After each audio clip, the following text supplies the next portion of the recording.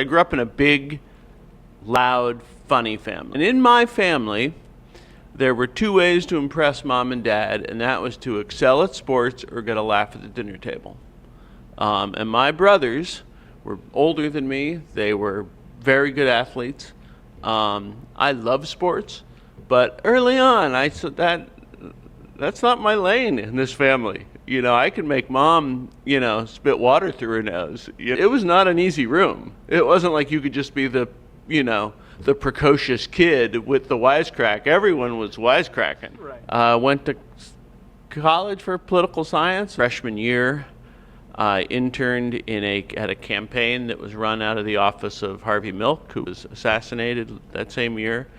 So thrust into very high-level politics in San Francisco at that time. There were, the mayor was assassinated, Harvey Milk was assassinated. I was an 18-year-old poli-sci freshman at the local college, full immersion in politics, and had a reputation already as a funny kid.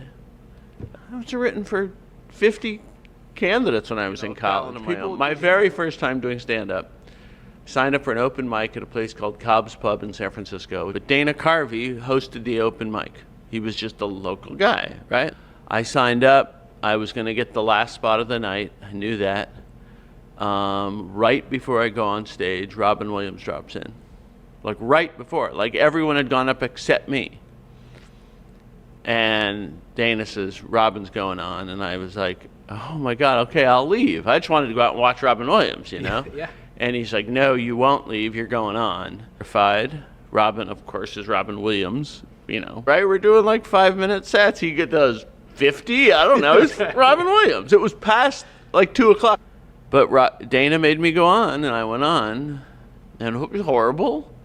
In fact, I went with my brother, my best friend, and this girl I liked, right? And they had sat through it was a long-ass night, While I'm on stage, I look down, and my best friend is holding the girl's hand. It's what a night. They had enough time. I think all of my first jokes were Lenny Bruce jokes that I tweaked a little bit. Perfect. I seem to remember that was my process. Yes. Back then. I didn't pick one who was a crowd pleaser. I picked one that doesn't do that well at his best. So a friend of mine who knew the manager of a comedy club in Austin, Texas, the Laugh Stop, and I sent a tape, and I got my first road gig, and I'd fired Lenny Bruce as my writer. He sucked for me. Did not have my voice at all. And little did I know that the Laugh Stops in Texas were major clubs at the time. And at that point, I worked for a who's who of comics. The headliners that were coming from LA or from Houston, Bill Hicks, Sam Kinison were there in Houston. Bob Saget, Paul Reiser, just all these incredible comics. And, you do 6-7 shows a week, stay in a condo for 2 weeks with Bob Saget. Talk about comedy school. Damn. And Saget was, he is as big a joke nerd as I am. All we want to do is talk jokes all day long. It was a huge pain in the ass. I would just, every comic I asked, I would ask, how do you do it? How do you do this job? How do you write jokes? What do you think of my jokes? I don't know that it was ever I can tell you for sure it was never a path from the beginning. It was a hustle. Yeah. I was a good comic. I was in L.A. I was a regular at the Improv. I was getting up at the Comedy Store. Because it was still just comedy. You go do comedy. Someone gets you, hey, you're good. We're going to put you up for this show. And, disappointment. Hey, you want to do the Tonight Show? Like I say, that punched my ticket. That made me legitimate. I'm a Tonight Show comic. He did the Tonight Show. I hadn't had an agent or anything. I married before, and my first wife was a sitcom writer. And she had convinced me that I could not do that I just did not have the work ethic to be a writer. I was a comic. I got high with my friends all day and then went and did 10 minutes at the Improv. That was my life, right? And I believe that. And she believed that too. I don't think she was being mean. I think she was being honest. At some point, I came home from a gig in Hawaii, and she told me she was leaving me. She found someone else. She was leaving. She left. And I spent a week or 10 days in the fetal position.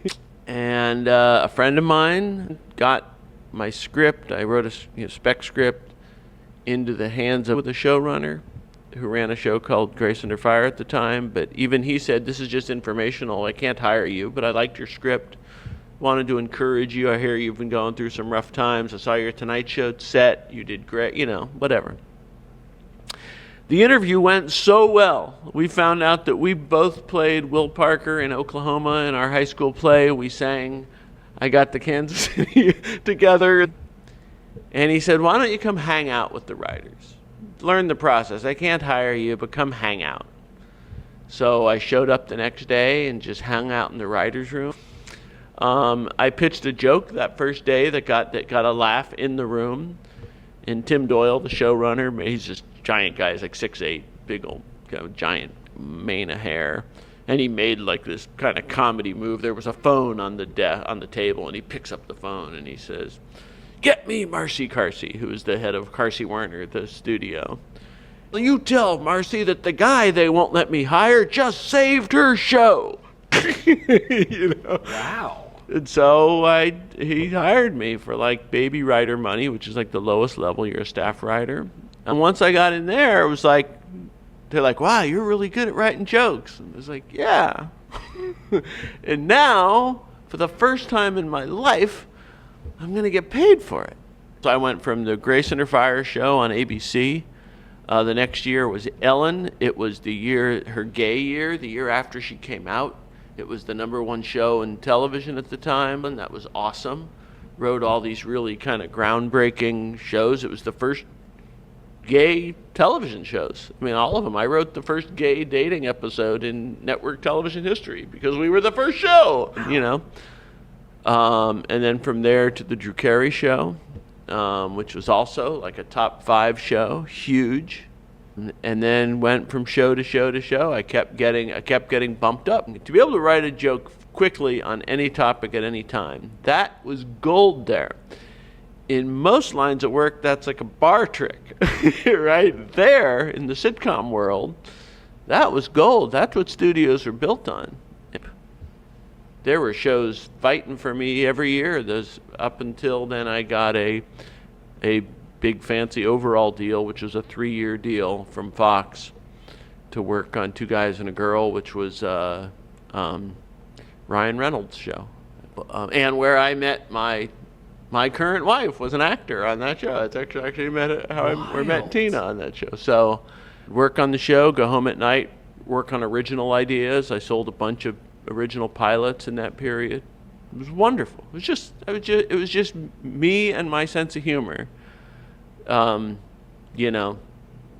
Living life.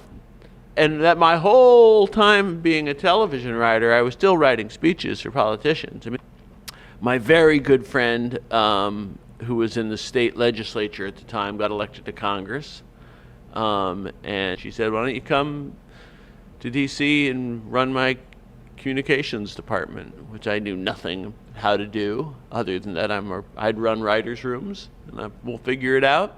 But like writing speeches for people I just love it. It's like doing puzzles. My whole career makes perfect sense to me in a linear fashion, even though I've done a lot of different things.